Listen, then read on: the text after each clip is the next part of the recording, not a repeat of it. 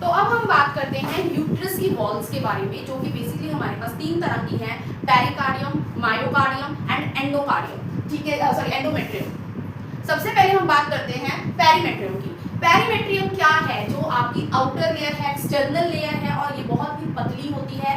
ठीक है, उसके बाद आती है हमारी मायोमेट्रियम, ये आपकी क्या है, मिडल होती है, थिक लेयर होती है, और इसके ऊपर काफी स्मूथ मसल्स आपको देखने के लिए मिल जाते हैं। इसके अलावा ये करती क्या है, इसका मेन काम क्या है, जब बच्चे की डिलीवरी होनी होती है तब ये बहुत ज्यादा हाई लेवल के ऊपर कॉन्ट्रैक्ट करती है। ठीक है, इसीलिए मदर को पेन होता है ज्यादा।